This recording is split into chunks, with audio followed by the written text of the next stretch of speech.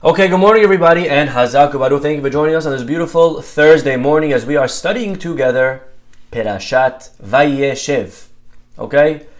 Vayeshev Yaakov. Perashat Vayeshev talks to us about basically Yosef, who is sold from his family, and he winds up being sold to Egypt. He's purchased by a man by the name of Potiphar. Potiphar is Paro's butcher. Yosef he's there, he's minding his own business. He is tempted by his mistress, by Mrs. Potiphar. Yosef does the right thing and he winds up in jail for no good reason. Okay? Not for a day or a week. He's in jail for 10 years. And as far as he's concerned, he ain't getting out. And really this is an amazing lesson as well in itself. Not the class today, but it's an amazing lesson. You think about what Yosef does. Yosef is tempted, and if he sins, then nothing happens. And because he does the right thing and he doesn't sin, he goes to jail. Now just imagine that happened to you today, right? Think of a time that you did something that was good, that you did the right thing, and then, right, we didn't get really the results we were looking for, right? A lot of times in life, that's how things play out. A lot of times in life, we're going to do the right thing, and we're not going to really get recognition. And we wonder, you know what? Maybe I was better off not doing the right thing. I'll give you an example. You get in a fight with somebody. And then you decide to just man up and apologize. And you apologize, and it ends up backfiring. They start yelling, and they embarrass you more. And then you say, you know what? Why should I? And from now on, I'm just going to not apologize. Somebody's getting picked on. You step up for them. And you assume that because you did the right and moral thing and you stood up for them, that now you're going to get applause and everything. And it could be the exact opposite's going to happen. It could be you're going to stand up for them, you're going to try to defend the victim, and you're going to get punched in the face. And you're going to walk away and you're going to say, you know what? I'm out of here. I'm never helping again. Look what happened to me. Stay out of it. Mind your own business. But we have to remember that results can never determine the method. If we believe in something, then we must do it regardless of the results. If we believe that, look at what happened to Yosef over here. The wrong thing is to be with Mrs. Potiphar. So he does what's right. And he ends up getting punished for it. He doesn't care. Because we live by our values. A lot of times we teach our children that cheaters never prosper. And we have to remember that we're doing them a very big disservice when we tell them that. We have to remember that when we tell our children, cheaters never prosper. It's not always true. Sometimes cheaters do prosper. Sometimes cheaters get away with it. And they take it to the grave.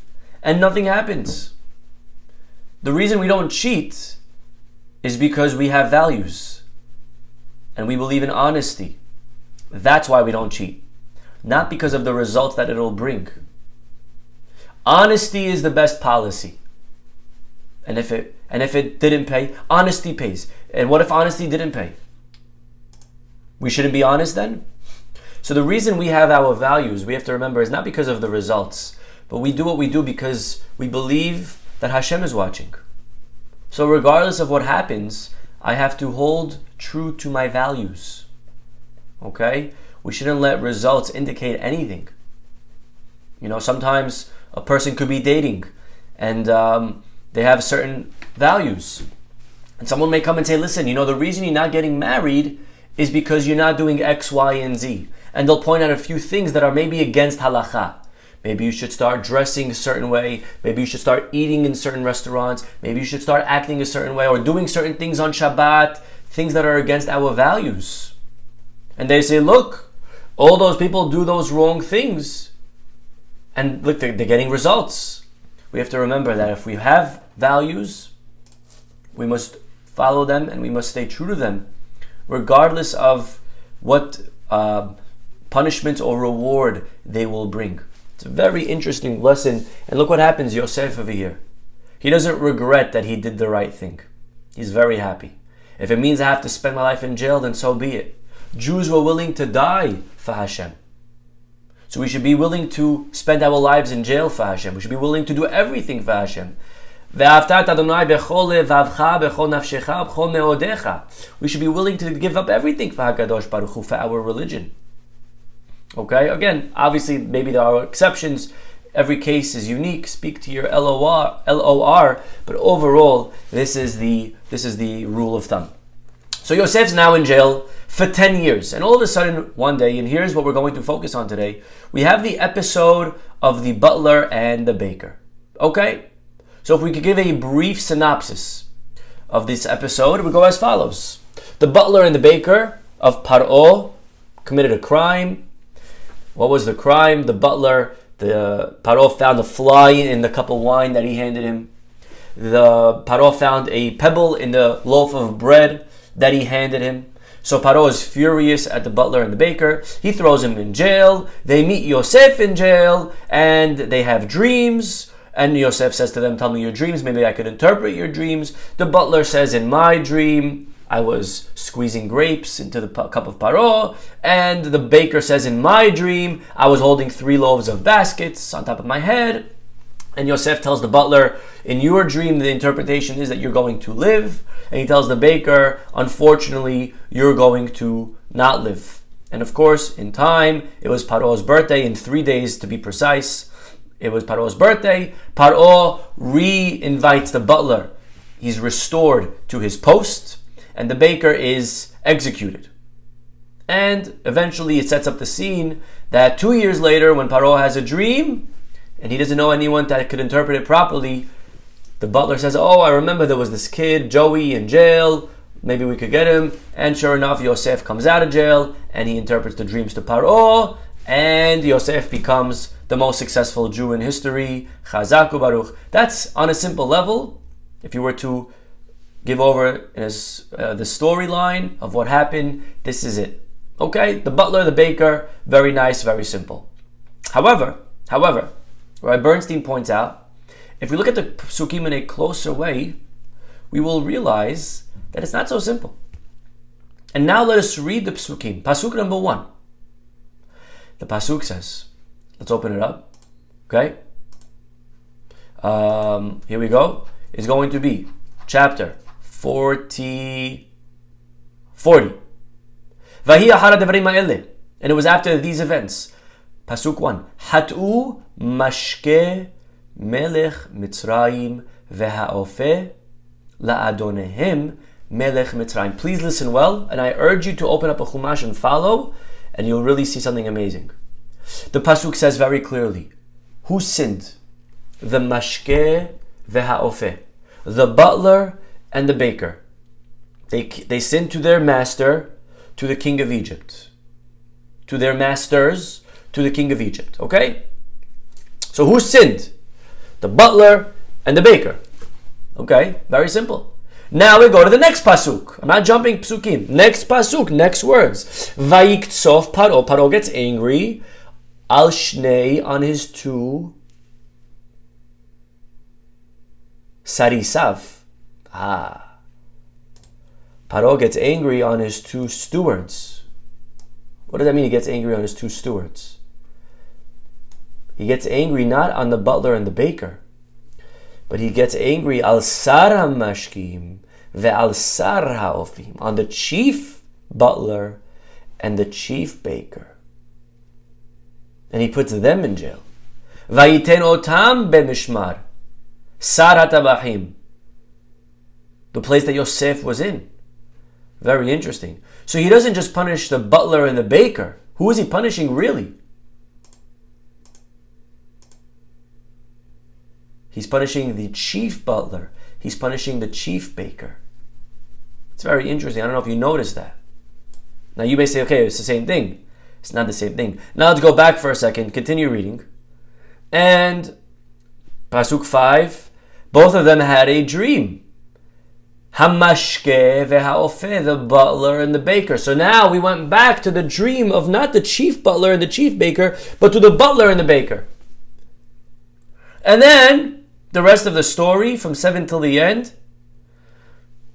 all it refers to them as Sar. Pasuk 9, Vayseper Sar hamashkim. Okay, pasuk, the next one. Okay, Sar. 16, Sar Haofim. Okay, Sar. So we're playing ping pong over here. It begins with the sin of the butler and the baker. And then it goes on to tell us about the punishment that Paro gave to the chief butler and the chief baker. And then they have a dream of the butler and the baker again.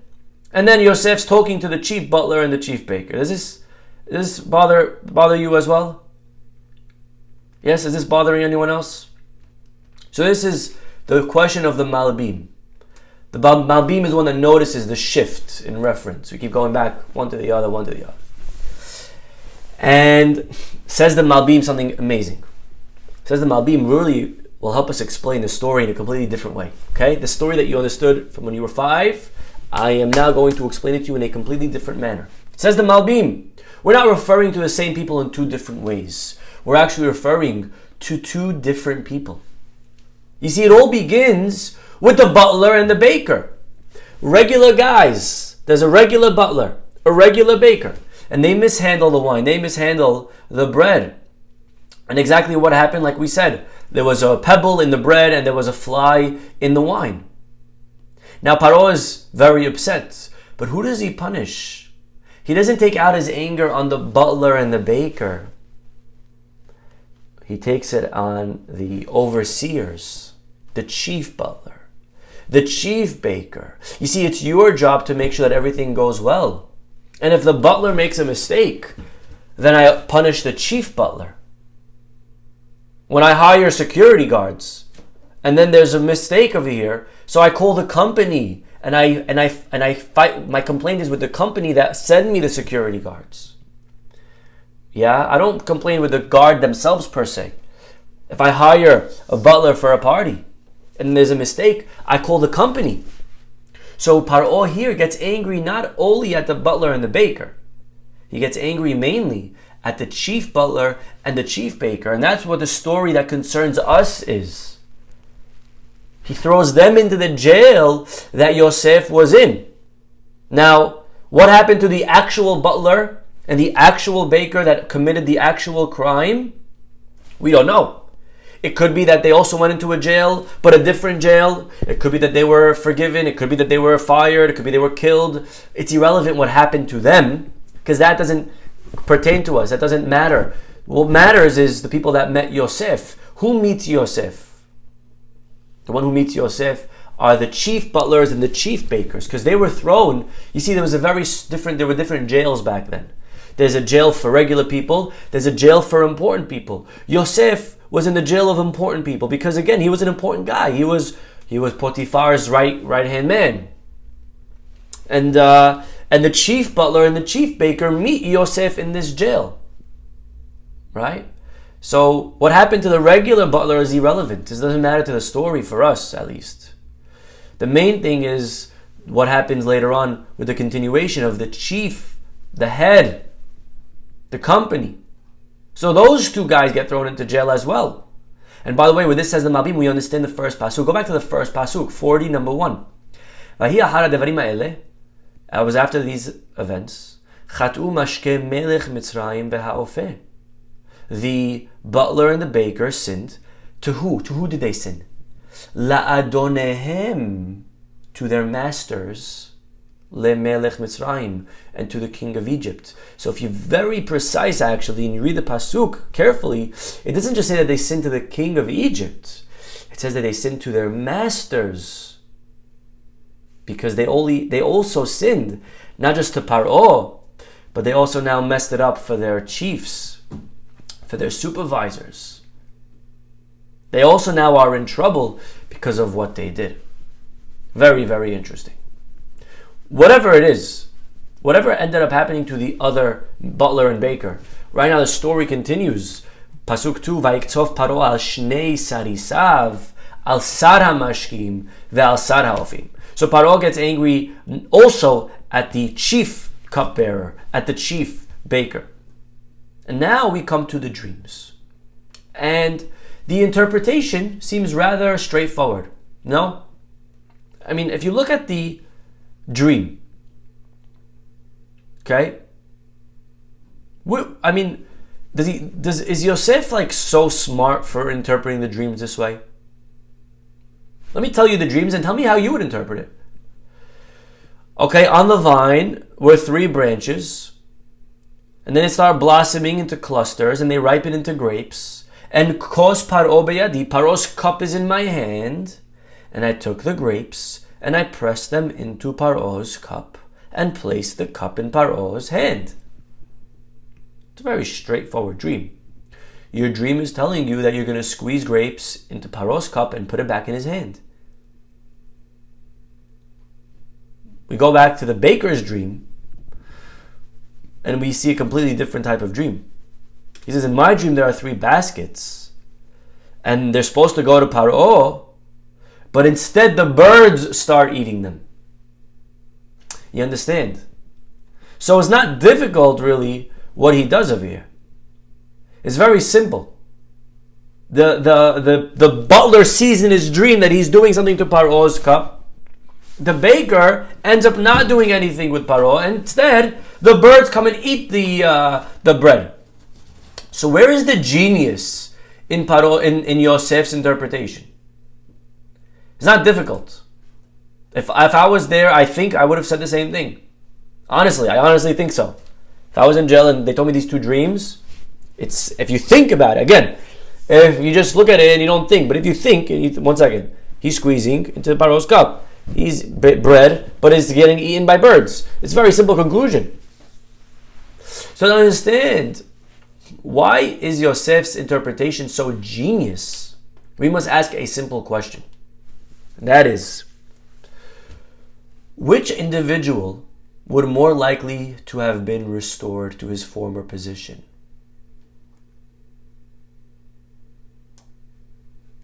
Place your guesses. Who do you think had a better chance of getting forgiven?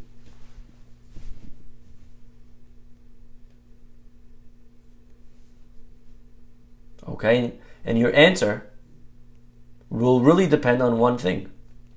Whose crime was worse? Right? Whose sin was worse? Well, it depends, really, says the Malbim, from whose angle you're looking at it. It depends if you're looking at it from the angle of the butler and baker, or if you're looking at it from the angle of the chief butler and the chief baker. You understand? Let's go for a second to the butler and the baker. What did the butler do? The butler presses the wine, presses the grapes. He makes wine. He puts the wine in a cup. The baker bakes bread. Takes the water, takes the dough, kneads it together. Now, if there's a fly on top of in the wine, does that mean necessarily that the butler put it there? If there's a fly in the wine, it could be it came after, right? So the butler is not so much at fault. But when it comes to the baker, if there's a stone, if there's a pebble, if there's a rock inside the dough, the baker was very aware of that. So whose crime is worse, the baker or the butler? The baker, right? The baker is much worse. However, whose crime is worse? The chief butler or the chief baker? Now let's go one step more above. After the baker makes it, now it's the sar that brings it. After the butler squeezes, it's the sar that brings it. Which crime is worse, the sar hamashkim or the sar haofim? So actually, if you hear it, the exact opposite. Whereas when it comes to the butler, he's not so liable. When it comes to the sar, he's very liable. Because right before you give it to Paro, you should look into that cup. You should make sure that there's nothing in it. You got to make sure that it's clean. You got to make sure that there's no flies. When it comes to the baker, to the chief baker, there's nothing that he could really do. You could look, but what is he supposed to do? Open up the bread? Look inside for rocks? You got to keep it complete, intact, whole for the king. So the chief baker really is not so at fault. You understand? The chief baker is just doing a very superficial look at the bread. He's doing what he can, and that's it. So as far as the crime is concerned, the butler himself is less than the baker, but the chief butler is actually more guilty than the chief baker. So if you're Yosef and you're in jail, and you had to just think, using your intuition, using your brain, who's likely to be forgiven? The chief butler or the chief baker? Likely the chief baker, because his crime is not so bad. The baker's crime is very bad. The chief baker's crime is not so bad. Because again, all he could do is really just take a superficial view and glance at the bread, and that's really much it. That's pretty much it. So really, one would be assuming that the chief baker would be freed. And this is the genius of Yosef's interpretation, because Yosef interprets the exact opposite. Yosef's interpretation is that the chief butler is going to survive against all intuition, against all logic and reason. And this is how the Malbim explains the story. Something very interesting. But what happens, and really, if we were just to ask one more question, why? Why does Hashem make it that the chief butler, whose crime is much worse, should actually be forgiven, and vice versa for the baker? And the answer is in the next words. Yosef says, Ki im zechartani. It's only that you should remember me. And what Yosef is telling the chief butler is really, these interpretations are very perplexing. They're counterintuitive. It shouldn't be like this. It shouldn't be that you should be forgiven. Really, the baker should be forgiven. But why are you the one that's being forgiven? You know why you're the one that's being forgiven? Because. We were always taught you don't start a sentence with because. But over here, it's not the starting of a sentence. He's answering the unwritten question of why did Hashem make that the butler should be forgiven? And the answer is ki. So that zechartani. So that you should remember me. The reason that there's these forgiveness that's contrary to all expectations is so that Yosef is saying, in other words, when you look at what's going on over here, both of you are put into jail, and you both are put into a jail that I'm in. And then you have dreams that are telling you the exact opposite of what you would think. You, the chief butler, are going to be forgiven, even though really logic would dictate the opposite. You thought you were never leaving. It must be ki im zechartani. It must be so that you can remember me. And matter of fact, what happens is, in the dream itself, that they kind of see the opposite of fortune taking place, the reversal of fortune happening. Meaning, what happens in the butler's dream? In the dream, there's no grapes on the vine initially, meaning there's no hope. There's a lack of future and prospects for the chief butler's future. And all of a sudden, they start budding. They start ripening very quickly. They start jumping up, everything's great, from 0 to 100. So that's a rapid turnabout of events and a turnaround which result in his freedom and his restoring his position. But when it comes to the baker, you would expect that he would be freed. And you see that the baked goods which were on his head end up being consumed and they go sour. Okay, so this is what happens in the dream. It's, again, an amazing, beautiful way of understanding the whole story of what happens with the butler, the baker, the chief butler, the chief baker, why Yosef's interpretation is so brilliant. And unfortunately what happens is that the chief baker forgets Yosef. He doesn't remember him. When he gets freed, he forgets about Yosef. He doesn't. Vayishkachehu, the parasha ends. He just forgets about him. He doesn't tell Paro, there's this guy, maybe you should free him. He's really innocent. He forgets all about him. Of course, that was all part of Hashem's plan again, and it was a punishment for Yosef, maybe for lacking bitachon, but that's a separate class. But it's amazing to see really how sometimes a pasuk that looks so simple could be understood in a different way. Just to add one more flavor over here. Just to add one more idea. And that is as follows. Baruch atah Adonai Eloheinu melech haolam she'hakol nהיה b'doro.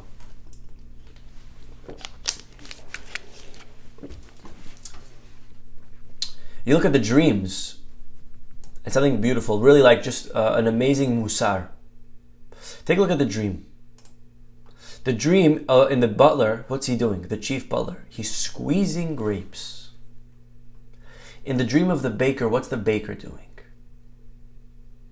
What's the baker doing? Nothing. You see, in life we all have dreams.